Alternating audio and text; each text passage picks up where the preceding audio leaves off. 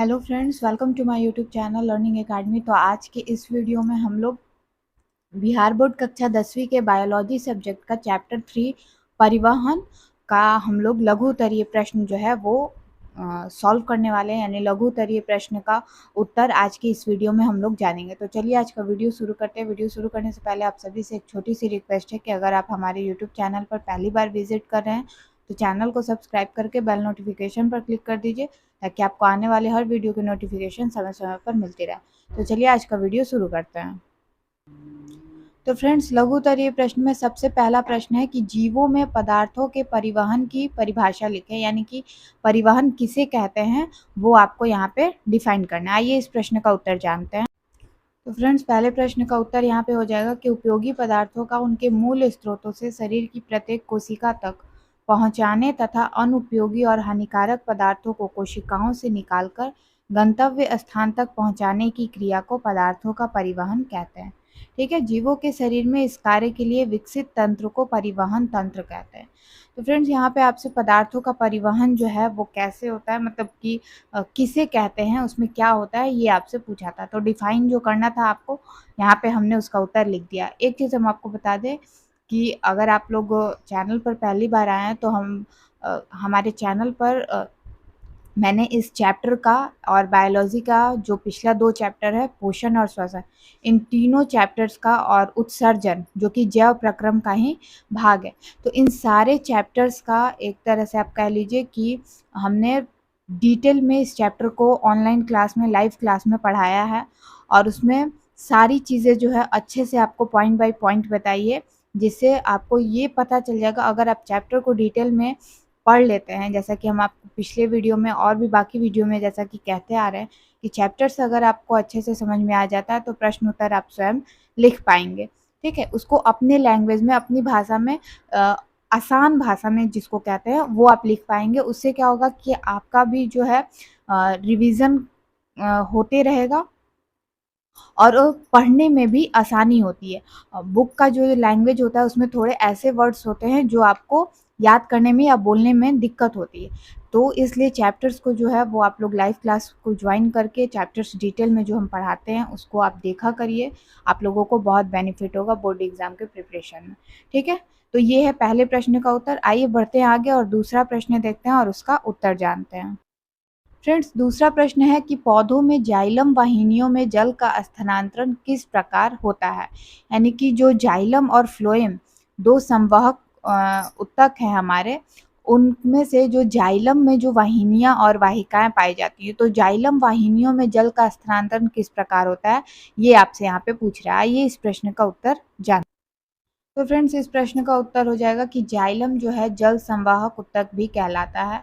ठीक है, इसमें पाई जाने वाली जो वाहिकाएं होती हैं और जो वाहिनिकाएं होती हैं मुख्य रूप से जल और खनिज लवणों के स्थानांतरण में सहायक होती हैं। वाहिकाएं लंबी नलिका की तरह बेलनाकार होती हैं। एक के ऊपर एक स्थित इन कोशिकाओं के बीच की जो भी अनुप्रस्थ भित्ति होती है वो घुल जाती है, जिससे जड़ से लेकर पत्तियों तक जल का एक अखंड स्तंभ का निर्माण होता है। ठीक है, तो इस प्रकार से जो जल है वो जाइलम वाहिकाओं के द्वारा पौधों में जल का जो है वो स्थानांतरण होता है। ठीक है, तो ये इस प्रश्न का उत्तर हो जाएगा। यहाँ पे अखंड स्तंभ का निर्माण का मतलब यही होता है कि कंटिन्यू वाटर कॉलम जो है वो बनता है। ठीक है, तो यहाँ पे इस प्रश्न का उत्तर आई होप आप लोगों को समझ में आ गया होगा। आइए आगे बढ़ते हैं, प्रश्न संख्या 3 देखते हैं। तीसरा प्रश्न है कि मूल रोम की कोशिकाओं में जल कैसे पहुंचता है, यानी कि मूल रोम की जो कोशिका होती है उसमें जल जो है वो कैसे पहुंचता है, इसको आपको बताना है। आइए इस प्रश्न का उत्तर जानते हैं। और फ्रेंड्स, इस प्रश्न का उत्तर जानने से पहले हम आपको बता दें कि अगर आप इस चैप्टर का अति लघु उत्तरीय प्रश्न का उत्तर जानना चाहते हैं तो अभी कुछ दिन पहले ही मैंने इसका वीडियो अपलोड कर दिया है चैनल पर। आप लोग जा कर के नीचे लिंक दिया हुआ है डिस्क्रिप्शन बॉक्स में, आप लोग वहाँ पर जा कर के देख सकते हैं। और बाकी के जो जैव प्रक्रम के चैप्टर हैं पोषण और श्वसन, उन चैप्टर्स के भी सारे प्रश्नों के उत्तर मैंने अपने चैनल पर अपलोड कर दिया है, उनका वीडियो अपलोडेड है। तो आप लोग जा कर के उसका लिंक नीचे डिस्क्रिप्शन बॉक्स में मैंने दे दिया है, आप लोग वहाँ से जा कर के देख सकते हैं। ठीक है, चलिए। तो फ्रेंड्स अब देखते हैं प्रश्न संख्या 3 का उत्तर। तो फ्रेंड्स यहाँ पे तीसरे प्रश्न का उत्तर हो जाएगा कि जलीय पौधे जो होते हैं वो मृदा से जल का अवशोषण मुख्यतः अपने मूल रोमों के द्वारा करते हैं। आपसे पूछा है कि जो मूल रोम होते हैं, मूल रोम की जो कोशिका होती है उसमें जल कैसे पहुंचता है। तो यहाँ पे एक लाइन लिखना जरूरी है कि जो जलीय पौधे होते हैं वो मृदा से जल का अवशोषण मुख्यतः अपने मूल रोम के द्वारा करते हैं, और कोशिका में कोशिका रस का जो परासरण दाब होता है वो भूमि जल के दाब से अधिक होने से जल जो है विसरण द्वारा मूल रोम की कोशिकाओं में प्रवेश कर जाता है।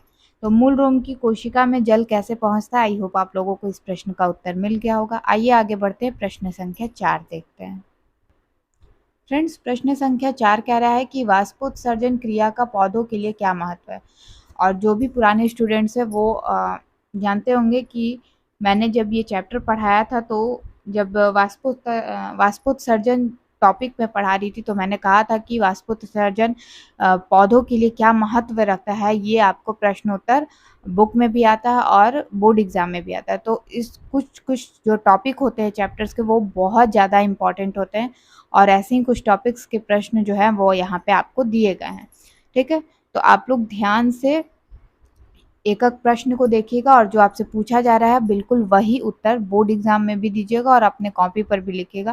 फालतू के कोई भी चीज़ उसमें लिखने की ज़रूरत नहीं है, वरना आपके मार्क्स कट सकते हैं। तो इस बात का ध्यान रखिएगा। चलिए आगे बढ़ते हैं और इस प्रश्न का उत्तर जानते हैं। तो फ्रेंड्स यहाँ पे इस प्रश्न का उत्तर हो जाएगा कि वाष्पोत्सर्जन क्रिया जो है पौधों के लिए बहुत महत्व रखती है, क्योंकि पौधे के मूल से चोटी तक लगातार जल की धारा वाष्पोत्सर्जन के द्वारा ही प्रवाहित होती है। यह खनिज अवशोषण एवं परिवहन में भी सहायता करता है। इसके अलावा यह पौधों में तापक्रम संतुलन बनाए रखने में सहायक होता है। तो इसका सबसे ज़्यादा मुख्य जो काम है वाष्पोत्सर्जन का, वो क्या करता है कि पौधों में आपका पौधों के मूल से चोटी तक लगातार जल की धारा जो है वो वाष्पोत्सर्जन क्रिया के द्वारा ही, यानी कि वाष्पोत्सर्जन के द्वारा ही प्रवाहित होती है। तो सबसे मुख्य काम तो वही करता है, वो वाष्पोत्सर्जन के द्वारा यही होता है पौधों में। बाकी जो है जैसे खनिज अवशोषण और परिवहन में सहायता करता है, और पौधों में जो तापक्रम है यानी कि उनका टेम्परेचर जो है वो बैलेंस बनाए रखता है। ठीक है, चलिए आगे बढ़ते हैं और प्रश्न संख्या 5 देखते हैं। प्रश्न संख्या 5 आपसे पूछ रहा है एक दिशीय एवं द्विदिशीय स्थानांतरण में क्या अंतर है। आइए इस प्रश्न का उत्तर जानते हैं। तो फ्रेंड्स इस प्रश्न का उत्तर हो जाएगा कि जब किसी पदार्थ का स्थानांतरण एक दिशा में हो रहा हो उसको एक द्विदिशीय स्थानांतरण कहते हैं। ठीक है, जबकि द्विदिशीय में क्या होता है, जब पदार्थ का स्थानांतरण दो दिशा में हो रहा हो उसे द्विदिशीय स्थानांतरण कहते हैं। पौधों में जल स्थानांतरण जाइलम द्वारा नीचे से ऊपर की ओर यानी कि एक दिशा में मृदा से अवशोषित जल को पौधों में पहुंचाया जाता है, यानी कि जाइलम के द्वारा मृदा से अवशोषित जल को पौधों में पहुंचाया जाता है। और जाइलम द्वारा वो कब होता है, जब मतलब कि उसमें नीचे से ऊपर की ओर जाता है। ठीक है, लेकिन पौधों में फ्लोएम द्वारा जो भोजन का स्थानांतरण होता है वो दोनों दिशा में होता है, नीचे से ऊपर भी होता है और ऊपर से नीचे भी होता है। तो आई होप आप लोगों को इस प्रश्न का उत्तर मिल गया होगा। आगे बढ़ते हैं, प्रश्न संख्या 6 देखते हैं। फ्रेंड्स प्रश्न संख्या 6 में आपसे पूछ रहा है कि लाल रक्त कोशिकाएं जो है वो ऑक्सीजन वाहक है, तो कैसे। फ्रेंड्स हमें जैसा कि पता है कि लाल रक्त कोशिका जो होती है यानी कि जो हमें रक्त होता है जो जैसे कि, क्योंकि हमें पता ही होता है जो हमारा रक्त होता है वो लाल है। ठीक है, ऐसे रक्त जो है वो 3 तरह के होते हैं। एक रक्त होता है, रक्त में लाल रक्त कोशिका, एक श्वेत रक्त कोशिका और एक रक्त पट्टिकाणु। ठीक है, तो लाल रक्त कोशिका जो होता है उसमें एक विशेष प्रकार का प्रोटीन वर्णक पाया जाता है जो हीमोग्लोबिन कहलाता है। तो हीमोग्लोबिन के कारण ही जो लाल रक्त कोशिका है उसका रंग जो है वो लाल होता है। हीमोग्लोबिन के कारण ही यहाँ पे मैंने लिख दिया है रक्त का रंग लाल दिखता है। हीमोग्लोबिन के एक अणु की क्षमता जो है वो O2 की 4 अणुओं से संयोजन की होती है, यानी कि हीमोग्लोबिन का अगर एक अणु है तो उसकी क्षमता जो है वो O2 के 4 अणुओं से संयोजन की होती है। मतलब वो 4 अणु से, ऑक्सीजन की जो 4 अणु होंगे उससे वो संयोजन करता है हीमोग्लोबिन का एक अणु। तो इसी के इसका जो यही विलक्षण गुण है उसी के कारण इसको O2 का वाहक भी कहा जाता है, यानी लाल रक्त कोशिका जो है वो ऑक्सीजन का वाहक इसी कारण से कहलाता है, क्योंकि हीमोग्लोबिन का एक अणु की क्षमता जो है वो O2 की 4 अणुओं से संयोजन की होती है। चलिए, आई होप आप लोगों को इस प्रश्न का उत्तर समझ में आ गया होगा। आगे बढ़ते हैं, प्रश्न संख्या 7 देखते हैं। फ्रेंड्स, प्रश्न संख्या 7 कह रहा है कि श्वेत रक्त कोशिकाएं लाल रक्त कोशिकाओं से किस प्रकार भिन्न है। जैसे कि मैंने अभी आपसे कहा कि जो रक्त कोशिकाएं होती हैं वो 3 होती हैं, ठीक है। उसमें क्या क्या होता है, एक होता है लाल रक्त कोशिका, एक श्वेत रक्त कोशिका और एक रक्त प्लेटलेट्स जो होता है वो। तो ये तीनों में आपसे यहाँ पे पूछ रहा है कि श्वेत रक्त कोशिका लाल रक्त कोशिका से किस प्रकार भिन्न है, यानी कि डिफरेंस उससे कैसे है, उन दोनों में क्या डिफरेंस है, ये आपको बताना है। आइए इस प्रश्न का उत्तर जान। तो फ्रेंड्स, इस प्रश्न का उत्तर हो जाएगा कि श्वेत रक्त कोशिका अनियमित आकार की न्यूक्लियस युक्त कोशिका है, जबकि मनुष्य तथा मैमेलिया वर्ग के जंतु, ठीक है, मनुष्य तथा मैमेलिया वर्ग के जंतु में लाल रक्त कोशिका में न्यूक्लियस नहीं होता है, लेकिन श्वेत रक्त कोशिका में श्वेत रक्त कोशिका जो है वो न्यूक्लियस युक्त कोशिका होती है। तो ये लाल रक्त कोशिका से एक तो इस प्रकार से भिन्न है। अगला क्या होगा, अगला डिफरेंस इसमें यह है कि श्वेत रक्त कोशिका में हीमोग्लोबिन जैसा कोई वर्णक नहीं होता है, जिसके कारण ये रंगहीन होता है, जबकि लाल रक्त कोशिका में हीमोग्लोबिन नामक वर्णक पाया जाता है, जिसके कारण ये लाल दिखाई देता है। तीसरा है कि श्वेत रक्त कोशिकाओं की संख्या जो है वो लाल रक्त कोशिका की अपेक्षा, यानी कि लाल रक्त कोशिका की जो संख्या होती है उसकी अपेक्षा बहुत ही कम होती है। अत्यंत कम यानी कि बहुत ज़्यादा कम होती है, क्योंकि यहाँ पे अपेक्षा कम नहीं लिखा है। लाल रक्त कोशिका की अपेक्षा कम होती है, अत्यंत कम होती है यानी कि बहुत ज़्यादा कम होती है। तो इस प्रकार हम कह सकते हैं कि श्वेत रक्त कोशिका जो है, जिसको WBC कहा जाता है, वो लाल रक्त कोशिका की अपेक्षा भिन्न है। चलिए आगे बढ़ते हैं, प्रश्न संख्या 8 देखते हैं। प्रश्न संख्या 8 कह रहा है कि रक्त पट्टिकाणु का क्या महत्व है, ठीक है। तो रक्त पट्टिकाणु जो है, जैसा कि हमने कहा कि लाल रक्त कोशिका जो रक्त होता है उसके दो घटक होते हैं, एक तरल होता है जिसको प्लाज्मा कहा जाता है, एक होता है ठोस जिसमें आपका लाल रक्त कोशिका आता है, श्वेत रक्त कोशिका आता है और रक्त पट्टिकाणु आता है। तो यहाँ पे इसका महत्व बोल रहा है, इंपॉर्टेंस क्या है ये पूछ रहा है। आइए इस प्रश्न का उत्तर जान। फ्रेंड्स, जो रक्त पट्टिकाणु होता है उसको बिंबाणु या फिर थ्रोम्बोसाइट्स भी कहते हैं। ये रक्त को थक्का बनाने में सहायक होती है। थक्का बनाने में मतलब कि आप देखेंगे कि जब किसी का स्किन जो है वो कटता है, यानी कि उसमें से जब ब्लड बहुत ज़्यादा निकलता है, तो किसी का जो ब्लड है आप रोकेंगे किसी चीज़ से, तो आप उसको वहाँ पे जाँच दीजिए, यानी कि उसको दबा दीजिए, तो ब्लड जो है वो किसी का तुरंत रुक जाता है, लेकिन किसी का बहुत ज़्यादा लगातार जो है वो ब्लड निकलता रहता है। तो जिसमें प्लेटलेट्स की कमी होती है, यानी कि रक्त पट्टिकाणु जो है उसकी कमी होती है, तो वो ब्लड बहुत ज़्यादा बहता है। और जिसमें रक्त पट्टिकाणु यानी प्लेटलेट्स अगर उतना मात्रा में रहता है जितना कि शरीर में, बॉडी में होना चाहिए, तो उनका जो ब्लड है, ब्लड सर्कुलेशन जो निकलता है, यानी कि कटने वगैरह पे जो ब्लड बहते रहता है, तो वो उनका नहीं होता है। जिसमें प्लेटलेट्स जो है उसकी लिमिट जो मात्रा होती है उतना अगर बॉडी में होता है तो उनका जो ब्लड है वो जल्दी रुक जाता है, ठीक है। और जिसमें नहीं होता है, यानी कि उससे कम होता है, उसकी मात्रा जो है जितना होना चाहिए उससे कम होता है, तो वही है जिनका ब्लड जो है वो बहता रहता है, ठीक है। तो रक्त पट्टिकाणु बहुत इम्पॉर्टेंट होता है हमारे ब्लड में, हमारे बॉडी के लिए, ताकि क्योंकि ब्लड अगर बहुत ज़्यादा बह गया तो फिर वही जो है वो वीकनेस और बहुत सारी चीज़ों को, बहुत सारी बीमारी होती है, बहुत सारे जो है आपको ये कह लीजिए कि इससे प्रॉब्लम हो सकती है, ठीक है। तो रक्त पट्टिकाणु जो है वो हमारे बॉडी के लिए बहुत इम्पॉर्टेंट होता है। चलिए आगे बढ़ते हैं, प्रश्न संख्या 9 देखते हैं। फ्रेंड्स, यहाँ पे प्रश्न संख्या 9 है कि धमनी और सीरा में अंतर स्पष्ट करें। यानी कि धमनी किसे कहते हैं और सीरा जो है वो, इन दोनों के बीच में आपको डिफरेंस बताना है। फ्रेंड्स, धमनी जो है इसके द्वारा शुद्ध रक्त का प्रवाह होता है और सीरा के द्वारा अशुद्ध रक्त का प्रवाह होता है, ठीक है। इसकी दीवार जो है वो मोटी तथा लचीली होती है, लेकिन इसकी दीवार जो है वो धमनी की अपेक्षा जो है वो कम मोटी तथा लचीली होती है, ठीक।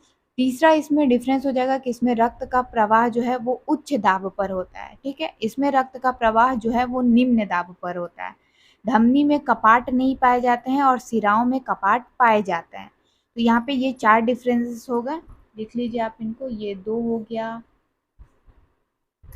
ये 3 हो गया और ये 4 हो गया, ठीक है।